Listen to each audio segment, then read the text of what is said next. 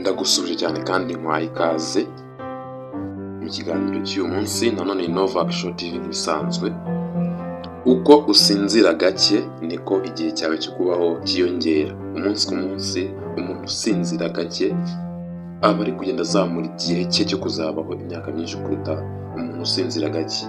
Ubundi ubushakashatsi bugaragaza ko umuntu mukuru aba agomba kuryama amasaha hagati ya 7 n'9 ku munsi. Noneho ubundi bushakashatsi bukagaragaza ko umwana ukivuka kugeza ku minsi 28 byibura agomba kuryama hagati y'amasaha 15 n'amasaha 16 ku munsi. Hanyuma umwana kuva ku kwezi kumwe kugeza ku myaka 2 aba agomba kuryama amasaha hagati ya 12 n'amasaha 15 ku munsi. Hanyuma kuva ku myaka 2 kugeza ku myaka 4 aba agomba kuryama hagati y'amasaha 11 kugeza ku masaha 18. Kuva ku myaka 4 kugeza ku myaka 6 hagati y'amasaha 10 n'amasaha 13 ku munsi. Kuva ku myaka 6 kugeza ku myaka 8 uwo mwana aba agomba kuryama amasaha 9 kugeza ku masaha 11. Hanyuma umwana umaze kugera mu bugimbi, ubwo ni kuva ku myaka 8 kugeza ku myaka 18 kuzamura, aba agomba kuryama hagati y'amasaha 8 n'amasaha 10 ku munsi. Hanyuma umuntu mukuru we urangije imyaka 20 cyangwa se imyaka y'ubukure aba agomba kuryama amasaha 7 hagati y'amasaha 7 n'9. Ni ukuvuga ngo ubusanzwe ayo niyo masaha abantu batandukanye bagomba kuryamiraho mu buryo butandukanye. Ndetse abashakashatsi bagaragaza ko kuryama amasaha menshi ari kimwe mu bintu bituma ubaho igihe gitoya.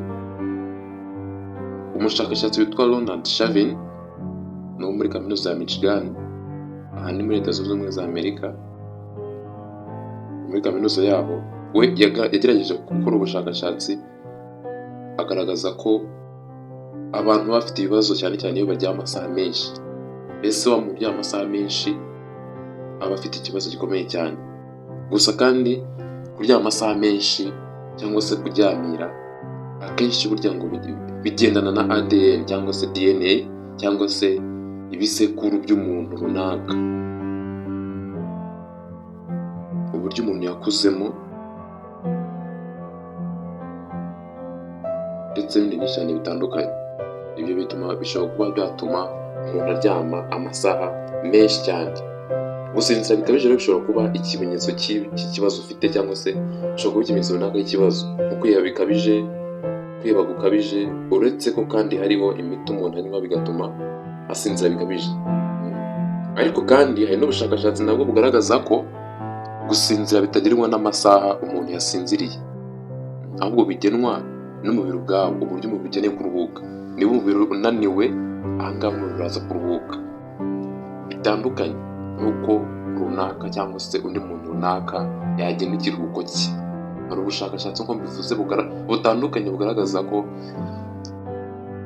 kuruhuka bitagenwa n'amasaha umuntu yaryamiye, ahubwo bigenwa n'umubiri ubwawo. Gusinzira bigenwa no kuba umubiri unaniwe kandi ukeneye kuruhuka, kandi kuruhuka k'umubiri ntigomba kugenwa n'amasaha umuntu yamaze aryamye, ahubwo bigomba kugenwa n'uburyo umubiri waruhutse bihagije. Ubu bushakashatsi ndetse bwerekana ko binashoboka cyane ko umuntu yanasinzira amasaha 3 gusa, bikaba bihagije bitewe nyine n'ubuzima runaka uwo muntu abayeho. Abantu benshi bagira ibibazo byo kubura ibitotsi, kandi impamvu nubwo bituruka ku bwonko cyangwa se n'uburyo ki bakoreshamo umubiri wabo. Iyo uryamye utarushye cyane ubwawo, umubiri ubwawo wiha igihe cyiza cyo kuryamira n'igihe cyiza cyo kuza kubyukira. Wowe ubwawo uhita ubigena. Ni hahandi ujya kumva uricuye, wowe ubwawo utabigizemo uruhare, nta na rive wakoresheje, nta alarm wakoresheje ngo ize gukangura, wowe ubwawo ukumva uricuye, urakangutse. Umubiri ubasha kwigenzura ubwawo iyo utuje mu bwonko, iyo utajagaraye mu bwonko, umubiri ubwawo ubasha kwigenzura. Urugero, hari ikintu cyitwa metabolism ni uburyo ki umubiri ubwawo ukoresha ibyo kurya twashyizemo, bya byo kurya turya umunsi ku munsi, bwa buryo umubiri ukoresha ibyo kurya twariye ukabinyunyuzamo ibiwutunga. Ubushakashatsi bugaragaza ko iyo usinziriye ibyo bintu biba ku gipimo cy'8%, noneho mu gihe ukanuye ugenda ukora bikaba ku gipimo cya 25%. Ibi bigaragaza ko rero gukora metabolism bikorwa mu buryo bwinshi, ndetse bigaragaza ko metabolism ikorwa cyane iyo umuntu ari muzima, ari gukora. Ariyo mpamvu n'abahanga bagaragaza ko gukora meditation bikorwa mu buryo bwinshi, ariko guhuza umubiri wawe ukawuhuza n'ubwonko bwawe ukawuhuza ndetse bikagendana n'imbaraga zawe, bituma umubiri ukora metabolism ku gipimo cya 24%, aricyo gipimo gikwiye.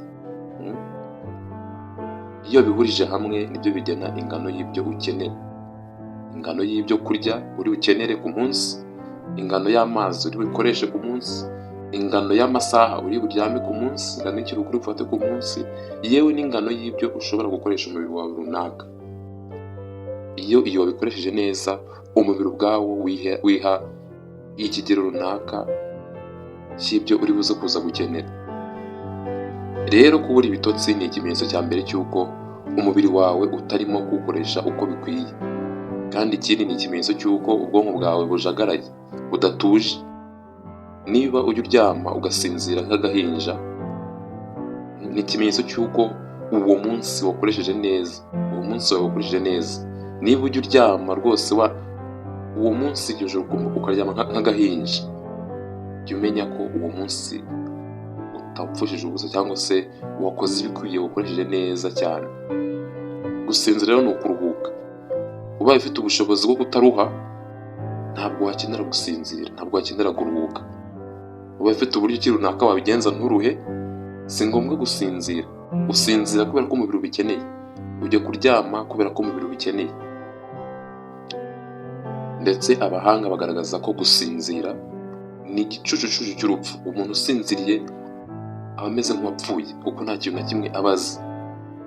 Niba gusinzira rero ari ikimenyetso cy'urupfu, ni ukuvuga ngo iyo usinziriye cyane, ni nako igihe cyawe cyo kubaho kiba kigenda kigabanuka. Uko urushaho gusinzira amasaha menshi, niko igihe cyawe cyo kubaho kigenda kigabanuka. Ahangaha twafata nk'urugero rw'abantu babiri, umwe yaryamaga amasaha atandukanye n'ay'undi. Umwe aho yaryamaga amasaha 5 ku munsi, hanyuma undi akaryama amasaha 10 ku munsi. Mbese wo kubaza uti ninde muri abo ngabo wamaze igihe kinini mu buzima kurusha undi? Ahanga igisubizo ni uko uwamaze igihe kinini mu buzima kuruta undi ni uwaryamaga amasaha makeya. Kubera iki? Ni ukuvuga ngo ubaze amasaha 5 ukayahuza na wa wundi waryamaga amasaha 10, uzasanga ko wa wundi yarushaga amasaha 5, wa wundi waryamaga amasaha 10. Nufata amasaha 5 yamurushaga mu kwezi, uzasanga yaramurushaga amasaha 150 mu kwezi. Niyo yashyira mu minsi, uzasanga ko ari amasaha 6 mu kwezi. Ntabwo ari iminsi 6 mu kwezi, uwo nguwo w'amasaha 5 yarushaga uw'amasaha 10 aryamye. Ni ukuvuga ngo uzasanga ko yamurushaga iminsi 6 mu kwezi. Ni iminsi myinshi cyane. Hanyuma nubasha kubishyira mu mwaka, uzasanga ko yamurushaga iminsi 75 ku mwaka. Bihwanye, ubwo tubashije kubishyira mu minsi 100, uzasanga ko yamurushaga amasaha 75,000. Ni iminsi 75 mu gihe cy'imyaka 100. Ni iminsi myinshi cyane. Mu by'ukuri reka tubishyire mu myaka muri rusange, tugabanye n'iminsi igize umwaka, wenda dukoresha iminsi 365 igize umwaka. Uzasanga ko wa muntu waryamaga amasaha 5 yarushaga imyaka 20 wa wundi waryamaga amasaha 10 ku munsi. Ni ukuvuga ngo uzasanga ko yaramye imyaka 20 kuruta wa wundi waryamaga amasaha 10. Ni ukuvuga ngo imyaka 20 yayimaze ari mu buzima ataryamye, mu gihe wundi we yayimaze aryamye. Ni ukuvuga ngo kugira ngo ubyumve neza ni uko umwe niba bose baramaze imyaka, niba umwe yaramaze imyaka 60, bivuze ngo undi we yaramaze imyaka 40 muri make, kugira ngo ubyumve neza, kuko umwe yamurushaga imyaka 20, kuko yaryamaga amasaha 5 undi akaryama amasaha 10. Rero ya masaha 5 yamurushaga, ubashije kuyakomva tukahindura mu myaka, uzasanga ko yarushwaga aho amasaha imyaka 20 ni igihe kirekire cyane. Rero kuri we imyaka yayimaze ari mu gicucu cy'urupfu, ya myaka 20 yayimaze ari mu gicucu cy'urupfu, mu gihe undi we yayimaze ari wese ari muzima agenda adasinziriye. Uzasanga rero umwe yarabayeho imyaka myinshi cyane ingana na 20 kuruta undi. Niba umubiri wawe rero utagusaba kuryama, si ngombwa ko uryama. Uyu imyaka 20 yayimaze ariho, umwe yabayeho imyaka 60 ariko undi we akabaho imyaka 40, kugira ngo ubyumve neza. Rero abahanga ndetse abashakashatsi bagaragaza ko kuryama ni ikimenyetso cyo guhunga ubuzima. Kuryama umeze nk'uri guhunga ubuzima, kuko ntabwo tubaho no guhunga ubuzima. Rero niba udakeneye kuryama, wihwiye uryama, ndetse si ngombwa ngo twese turyame igihe kimwe, ntabwo ari formule, kuko ntabwo tubaho ubuzima bumwe. Si ngombwa ngo tubeho ubuzima bumwe n'imikorere y'imibiri yacu, kuko ntabwo ari imwe, ntishobora no guhura. Niba umubiri udakeneye kuruhuka, abahanga bavuga ko atari byiza kuryama igihe utabikeneye. Ntabwo abantu bakwiye kumera nk'aho bagendera mu kigare. Niba hari umuntu ukora yoga, ngira ngo iki kintu ari kucyumva neza cyane. Umuntu ukora yoga, iki kintu ari kucyumva neza cyane. Intego yayo ni ukugabanya ibitotsi, kuko gusinzira ubundi ni ugutaruka urupfu, cyangwa se no gusimbuka ubuzima. Ni ukuvuga ngo hari ubuzima runaka wakabayemo uri muzima, ariko udashaka kunyura mu mizi, ukamera nk'aho ugiye kuwusimbuka. Iyo usinziriye rero uba usimbutse ubuzima. Ni ukuvuga ngo iyo usinziriye, bya bintu byose bikugaragiye, bwa butunzi, bya bintu ukunda, b'abantu ukunda, bose umeze nk'aho basize. Mbese muri make umeze nk'umuntu wapfuye. Niyo mpamvu bavuga ngo gusinzira ni igicucu cy'urupfu. Wasinziriye ameze nk'uwapfuye. Bya bintu byose byongera kugaruka iyo yongeye kugaruka mu buzima, yongeye gukanguka. Abantu bakora yoga bizera ko nta muntu ujya uryoherwa no gusinzira, ahubwo ikibaryohera ni ikiruhuko uhabwa no gusinzira. Gusinzira ni ukuryoherwa no kuruhuka akanya gato. Twishimira umusaruro w'ibitotsi, ndetse twishimira umusaruro uva mu bitotsi, ntabwo twishimira ibitotsi ubwabyo. Niba uyu musaruro ibitotsi biguha ushobora kuwubona mu gihe n'ibindi bikorwa wakoze utaryamye umeze neza uri muzima, birakwereka n'ingano y'ibitotsi biri kugabanuka, cyangwa se ko ibitotsi biri buze kuza kugabanuka. Niba gukora yoga bituma wumva umeze neza nk'umuntu ukangutse, ubwo byumvikane ko ibitotsi biraza kuza guhita biyoyoka. Ya masaha wari kumara uryamye, urayakoramo ibindi. Niba yego nibwo bimeze.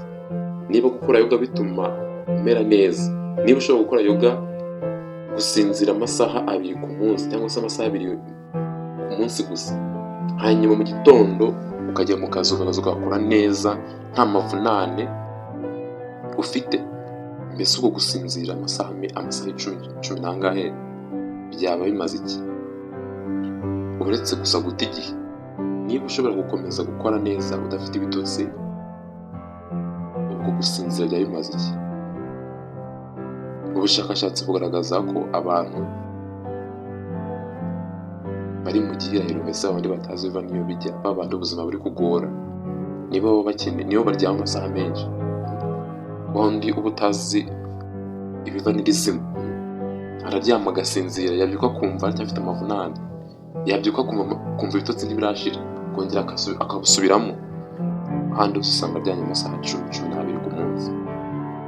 Gusinzira amasaha menshi rero ni uguhunga ubuzima. Bamwe babigereranya no kwiyahura. Ni ukuvuga ngo bamwe bagereranya ko kuryama amasaha menshi bitewe n'uko arwunga ubuzima, bamwe babigereranya n'uko umuntu aba arimo kwiyaga ubuzima. Rero igihe nta mpamvu ya nyayo ihari, si ngombwa kwirwa gusinzira amasaha menshi. Niba nta mpamvu ya nyayo ihari, si ngombwa gusinzira amasaha menshi. Uko usinzira cyane niko ubaho igihe gito.